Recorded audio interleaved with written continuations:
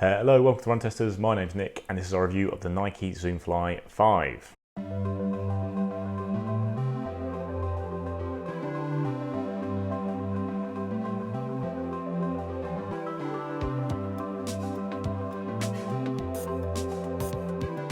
So the Zoomfly 5, a reasonably long-running shoe line at this point from Nike that is built to be a training partner shoe to things like the Vaporfly. It's got a carbon plate in there. It's got a reasonably high stack, even higher than ever before in this latest version.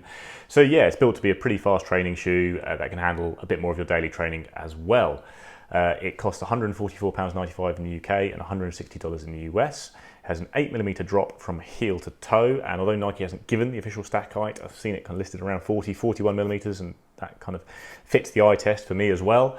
And it's a pretty chunky shoe, and the weight's pretty interesting in this latest version because there's a fairly wide disparity between my two shoes, which are 304 grams and 324 grams in a UK 8.5, which is 10.7 ounces and 11.4 ounces. Now, not only is there quite a big difference between the two shoes, whichever measurement you take, that is an increase in weight on the Zoomfly 4, which was 289 grams in my UK size 9. So this is a smaller shoe that's actually heavier, which is interesting because weight is one of the things that was complained about with the Zoomfly 4, and this latest version is a bit heavier. However, there is a lot of changes to the shoe, and some of them look pretty exciting on paper. You've got ZoomX in the midsole. It says it right there on the side of the shoe. However, caveats here are that it's the recycled ZoomX, which is still bouncy stuff, but it's a bit heavier than the standard ZoomX you'll find on things like the Vaporfly.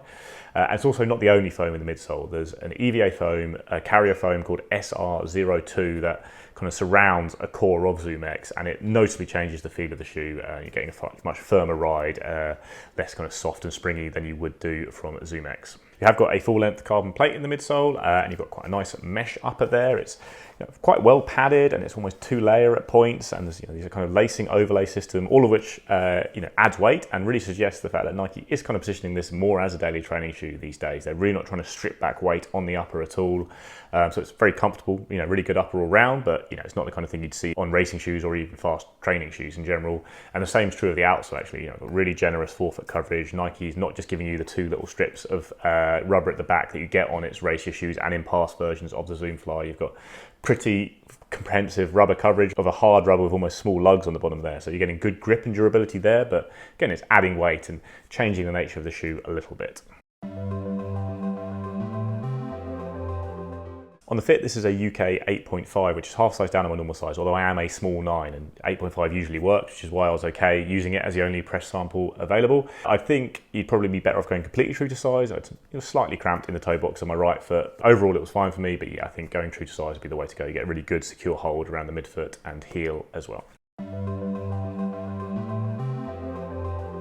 So I've run 55k in the Zoomfly 5, and probably the big takeaway here is that it's a bit of a disappointment for me. I was pretty excited about the shoe when leaks first started appearing of it having ZoomX in there, and full-length carbon plate with ZoomX foam. It could be a really good training shoe, but that's really not what you're getting here. It's not a major leap, I don't think, in terms of performance on the Zoomfly 4, which is a shoe I didn't like very much either. I think you are getting a slightly bouncier ride, maybe a slightly more enjoyable ride, but yeah, you're also gaining a little bit of weight, so it is a little bit of a wash with the previous version of the shoe. And that's not a good thing, because I don't think the Zoomfly 4 was a great shoe, and I'm not really convinced by the Zoomfly 5 either. However, I have enjoyed it for easy runs. It's easy runs, long runs. I think it's quite an enjoyable shoe. It does feel a little bit efficient in that, when you're running in the shoe, I do tend to run a bit quicker than I expect based on heart rate and effort level, my rate of perceived exertion and all that. But that's just on easy runs. You can mooch around in the shoe quite nicely, but if you try and push the pace at all, like I've done a progression run in it and I've done a track session with it, and yeah, it just feels very big, blocky, cumbersome underfoot. You're not getting a particularly smooth ride, you're not getting a massive snap, and you're certainly not getting a bounce or anything like that from the foam and plate. It's a very dull ride, and it does feel big on the foot and just blocky and like it's slightly in the way at times.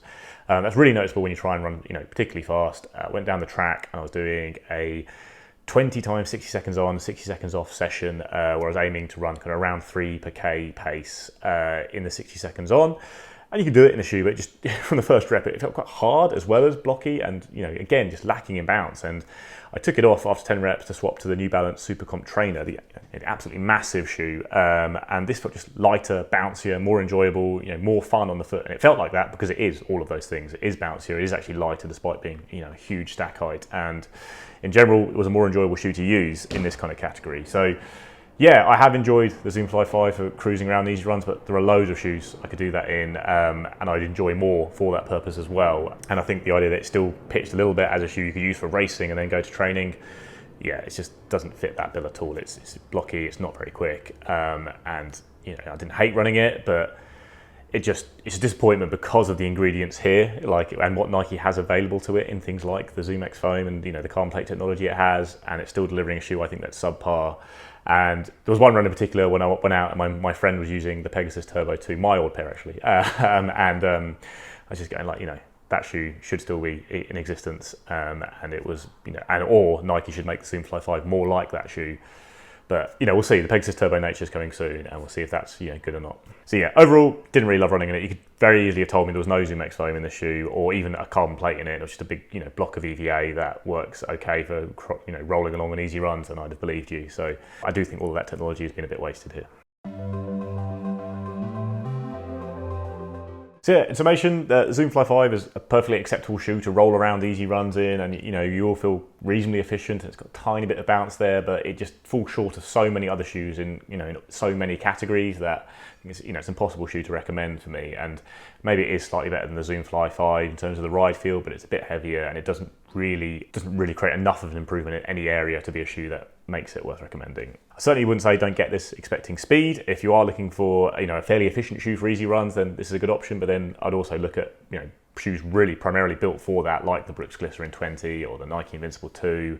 And actually the Puma Velocity Nitro 2 is a more comfortable, bouncier, lighter shoe that costs significantly less than this. And I think it's better at every kind of run. And it even has a better outsole. The outsole on this is very good. I'll give them that. But yeah, the outsole on the Puma is even better. And as a fast trainer, then it's completely outgunned by the Saucony Endorphin Speed. Even plateless shoes like the Hoka Mach 5 I think are much better. This New Balance Super Comp Trainer, very high stack shoe, is more fun to run in, even though that's ludicrously expensive. There are any number of shoes I'd rather pull on for a speed session ahead of the Zoomfly 5, and that includes a lot of cushioned options. I just don't think it's got that kind of speed in its locker. It's really a general daily cruiser in my opinion. Obviously, with the Nike line, there's not, they haven't really nailed this daily trainer, fast training shoe category for a while now. The Pegasus 39 is probably your best option there.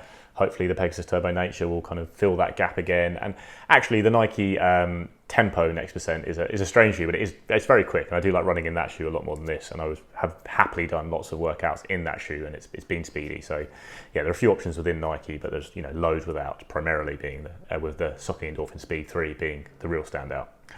So yeah, I could carry on listing shoes that I like a bit more than the Zoomfly 5, but it's a bit pointless. It's almost similar actually to the Hoka Bondi X, and it's a shoe that I just cannot really fathom the purpose of. It's fairly expensive. It's got a carbon plate in there paired with a not particularly impressive midsole foam and foams in this case, and I just don't really see what it does well enough that you'd consider it over other shoes.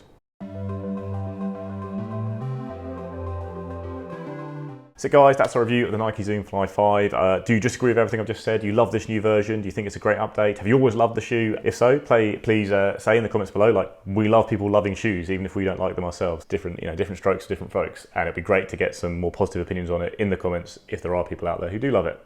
Anyway, yeah, please like, subscribe, ring the little bell, and we'll see you next time.